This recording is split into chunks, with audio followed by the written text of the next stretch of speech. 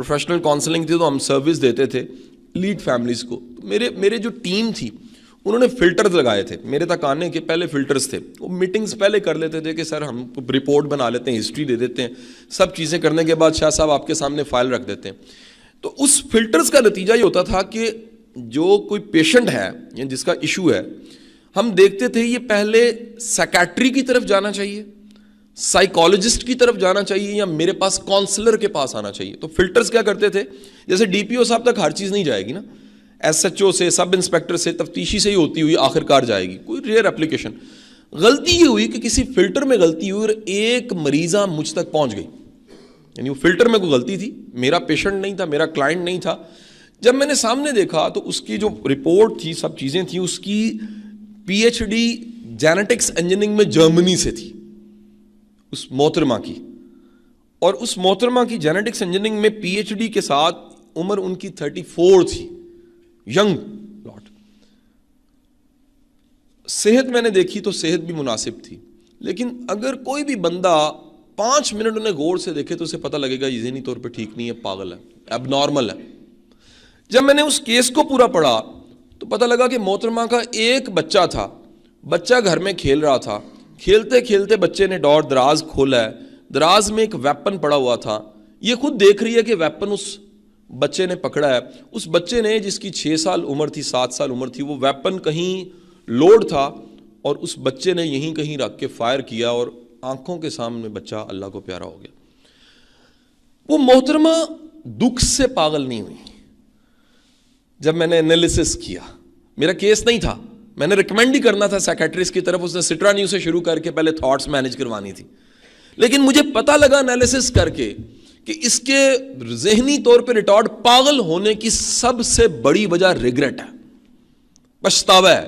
کاش وہاں نہ ہوتا, کاش میں بچا لیتی. زندگی کی سب سے بڑی سزا, انسان کی نفسیات میں سب سے بڑی سزا آتی ہے, وہ ریگریٹ ہے, پچھتاوا. کاش موقع تھا, میں نے نہیں کیا.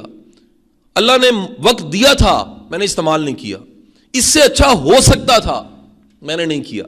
یہ ریگریٹ سے بچنے کے لیے سب سے بہتر طریقہ یہ ہے کہ وہ ریگریٹس جن پہ ریسرچ کر کے لکھا گیا ہے ان کو بھی ذرا جان لیجئے. ان سب کے سب کا پچھتاوا یہ تھا, کاموں میں بزی رہے, sub inspector, S H O ہوتے, ڈی ایس پی ہوتے, کسی بھی سیٹ پہ مصروف رہے, اور ہم اپنے رشتوں کو وقت نہیں دے سکے, ان میں ایکسپریشن نہیں ڈال سکے. میں سر جتنی بھی سٹریس مینجمنٹ کہیں پڑھا رہا ہوں, پڑھ رہا ہوں, کتابیں پڑھی ہیں, میں نے ڈھونڈا ہے سر کہ زندگی میں, آپ کی شعوری زندگی میں سب سے بڑا سورس سٹریس مینجمنٹ کا فیملی ہے, سب سے بڑا سورس.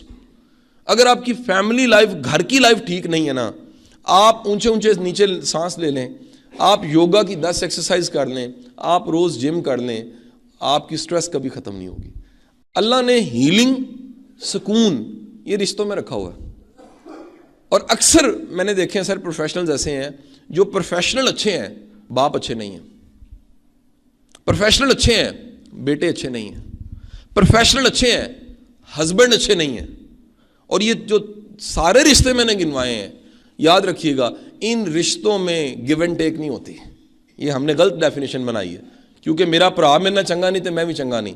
سر رشتہ خوبصورت وہ ہوتا ہے آپ اچھے ہوں, اس پرواہ سے آزاد ہو کے کہ آپ کے سامنے والا آپ کے ساتھ کس سلوک پہ ہے. اچھا ہونا آپ کا ذاتی فعل ہے, یہ ذاتی کمٹمنٹ ہے کہ میں نے اس کے ساتھ بھی اچھا رہنا ہے جو اچھا نہیں ہے. تو ان سب کو پچھتاوا کیا تھا, کامن, سینکڑوں ہزاروں مرنے والوں کو, کہ کاش ہم اپنے رشتوں میں ایکسپریشن ڈالتے, کاش ہم رشتوں کو نبھاتے, کاش ہم اپنے رشتوں کو بھلا کر لیتے. ان سب کے سب کا پچھتاوا یہ تھا, ہم خوش رہنا بھول گئے جیسے جیسے بڑے ہوئے. اس چہرے کی مسکراہٹ کو قائم رکھیں, یہ چھوٹی چھوٹی چیزوں پہ راضی ہونا سیکھیں, یہ چھوٹے چھوٹے اللہ کے کرم پہ راضی ہونا سیکھیں. آپ میں سے جتنی ینگ لاٹ بیٹھی ہے ایمانداری سے بتائیں, بلکہ سب ہی مل جائیں, پیچھے مڑ کے دیکھیں اللہ نے آپ سے, آپ کی اوقات سے زیادہ دیا آپ کو. میں پیچھے مڑ کے کبھی دیکھتا ہوں, یقین کریں مجھے شرم آتی ہے کہ میرے سے زیادہ قابل, زبردست, ایکسیلنٹ, باہر کی ڈگریوں والے, یار وہ سیٹل نہیں اس طرح ہو سکے. آپ میں کیا کمال ہے, اللہ نے آپ کو وردی دی ہے, پھول لگے ہوئے ہیں, عزت ہے, احترام ہے, لوگ بھائی مسئلہ لے کر آپ کے پاس آتے ہیں. حضرت علی کرم اللہ نیج البلاغہ, لوگوں کی آپ کے ساتھ ضرورتوں کا جڑنا اللہ کے کرم کی دلیل ہے. آپ پہ یہ اللہ کا کرم ہے کہ بھائی کسی کی ضرورت ہے, آپ اس ضرورت کو, اس حاجت کو رفع کر سکتے ہو. تو اس انعام کی قدر کیجئے. خوش ہونا, اب خوش ہونے کا آسان طریقہ آپ کو بتا دیتا ہوں. یہ بے شمار پولیس آفیسرز سے پوچھ کے میں نے یہ نسخہ سیکھا ہے. سر جتنی خوشی دے کے ملتی ہے نا, خوشی لے کر نہیں ملتی. آپ چیزوں سے خوشی نہیں بناتے, انٹینجبل چیزوں سے خوش ہونا سیکھیں, انٹینجبل چیزوں سے راضی ہونا سیکھیں. وہ کیا ہے, کسی کا کام ہو گیا ہے, ذرا سوچے کتنا برڈن آپ نے اس کا کم کر دیا. کسی کے لیے آسانی پیدا کر دی ہے, آپ سوچے کتنا برڈن کم ہو گیا. کسی کو حق مل گیا, اس کا انصاف پہ یقین ہو گیا کہ یار انصاف ہوتا ہے. یہ جو کہتے ہیں نہیں ہوتا, ہوتا ہے. اس کی ڈیفینیشن چینج ہوئی ہے کہ یار وہ ہوتی تھی پولیس جو ہم نے سنی ہے پڑھی ہے ہوتی تھی, اب پولیس چینج ہو چکی ہے. آپ کو اندازہ نہیں ہے, آپ نے احسان کیا اس محکمے پہ, آپ نے بہت بڑا احسان کر دیا. آپ کی وجہ سے اگر کسی کو کوئی نیکی ایسی آپ سے ہو گئی ہے جو شاید اس کا کوئی ریکارڈ نہیں اللہ کے پاس ہے, تو سر یہ بھی ایک عطا اور انعام ہے. اشفاق صاحب کہا کرتے تھے توفیق کی صرف ایک ہی ڈیفینیشن بنتی ہے کہ وہ مشکل ہے جس کو کرتے ہوئے خوشی سے آپ کر جائیں. کام ہے مشکل, تردد ہے, تکلیف ہے, برڈن ہے, لیکن آپ خوشی سے اس لیے کر جاتے ہیں کہ یار میرا اللہ راضی ہو جائے گا. خوشی دے کر خوشی لینا سیکھیں, خوش کر کے خوشی لینا سیکھیں, آسانی پیدا کر کے خوشی لینا سیکھیں. یہ اس معاشرے میں کم ہوتا جا رہا ہے. ہم تکلیف پہ خوش ہوتے ہیں, ہم کسی کے نقصان پہ خوش ہوتے ہیں. دوسروں کی خوشیوں اور دوسروں کو آسانیاں دے کے خوش ہونا شروع کیجیے. آپ کی خوشیاں کبھی ختم نہیں ہوں گی. آپ حیران ہوں گے, چھوٹی چھوٹی خوشیاں آپ کو راضی کرتی رہیں گی. لیکن ہم جب کنڈیشن کرتے ہیں, نہیں گڈی وڈی ہوئے گی تو خوش ہوں گے. سر جنہاں دی وڈی انہاں کو پوچھ لو, کار وڈا ہوئے گا تو جدہ وڈا ہوئے کو پوچھ لو کتنا خوش ہے. اپنے وسائل, محدود وسائل میں جہاں تک پہنچ سکتے ہیں راضی رہتے ہوئے آسانی پیدا کرنا, یہ خوشی ہے. ان سب کے سب کا پچھتاوا یہ تھا کہ ہم سب کے سب ٹرینڈز کو فالو کرتے ہیں, کچھ نیا نہیں کرتے. سر یہ آپ پولیس آفیسر ہیں, قاسم علی شاہ ہیں, ٹرینر ہیں, اسپیکر ہیں, آپ میں سے کوئی ہے, کسی شعبے میں ہے, ہم سب کے سب کہیں نہ کہیں چلی چلائی گاڑی کو چلانا چاہتے ہیں. کچھ نیا تجربہ نہیں کرتے, کوئی نئے ٹرینڈ کو نہیں بناتے, کوئی نئے کام کے سٹائل نہیں بناتے, کچھ نیا کر کے نہیں دکھاتے.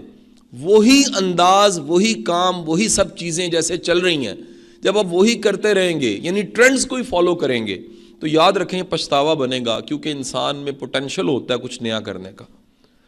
نیا رستہ بنانا. اسے کامن پتہ لگا سب کے سب مرنے والوں کا پہلا پچھتاوا یہ ہے کہ ہم نے اپنی زندگی کی گاڑی انہی سڑکوں پہ چلائی جو پہلے سے بنی ہوئی تھی. جو کچھ پہلے ہو رہا ہے اگر اسی پہ چلاتے رہیں گے تو کہیں نہ کہیں پیشن دب جائے گا, کہیں نہ کہیں جذبہ دب جائے گا, کہیں نہ کہیں وہ شوق اور ٹیلنٹ جو اللہ نے دیا ہے وہ دب جائے گا. ان سب کے سب کا پچھتاوا یہ تھا, وہ سب نے, وہ کہتے ہیں ہم نے محنت زیادہ کی, اتنی محنت کرنے کی ضرورت ہی نہیں تھی. یہ ذہن میں رکھیے گا. بندہ آخر میں جا کے مرنے سے پہلے پیچھے مڑ کے دیکھے نا تو اسے پتہ لگتا ہے میں نے محنت زیادہ کی ہے. ایک اچھی زندگی گزارنے کے لیے ہارڈ ورک سے زیادہ اسمارٹ ورک چاہیے ہوتا ہے. جملہ لے کے جانا یہاں سے, کیا بولا ہے, ایک اچھی زندگی گزارنے کے لیے بہت زیادہ تگ و دو تردد کرنے کی بجائے آپ اگر اچھے انداز سے کام کرنا سیکھ لیتے ہیں, مینج کرنا, ایک کیس کو مینج کرنا سیکھتے ہیں, آپ اس کو لٹکاتے نہیں ہیں, آپ اس میں کوشش کرتے ہیں, آپ جا کے حدیث اور قرآن کا سیکشن پڑھتے ہیں, آپ دیکھتے ہیں کہ جی ٹھیک ہے لٹیگیشنز ہیں, ایشوز ہیں, معاملات ہیں, لیکن صلح کا درجہ زیادہ بڑا ہے. اور ایک تفتیشی یا ایک ایس ایچ او کہیں اگر صلح کرا کے معاملے کو نبٹا دیتا ہے تو یہ بھی ایک سمارٹ ورک ہے. اگر رستہ کسی کا آسان کر دیتا ہے یہ بھی سمارٹ ورک ہے. کسی کے لیے سہولت ایسی کر دیتا ہے, چھوٹے جرم کو چھوڑ کے کسی بڑی مچھلی کو پکڑنے کی طرف چل جاتے ہیں, یہ بھی سمارٹ ورک ہے. اور لاسٹ آخری ریگریٹ یہ تھا کہ ہم اپنی اس تیز زندگی میں بڑے اپنے دوست احباب, اپنے کئی رشتے گوا کے پیچھے چھوڑتے ہیں, آگے نکل جاتے ہیں. حضرت علی فرما دیتے ہیں دنیا کا غریب ترین انسان وہ ہے جس کا کوئی ہے ہی نہیں, اکیلا ہے. دنیا کا امیر ترین انسان وہ ہے جس نے محبت دی ہوئی ہے, محبت لیتا ہے, عزت دی ہوئی ہے, عزت لیتا ہے, قدر کی ہوئی ہے, قدر لیتا ہے.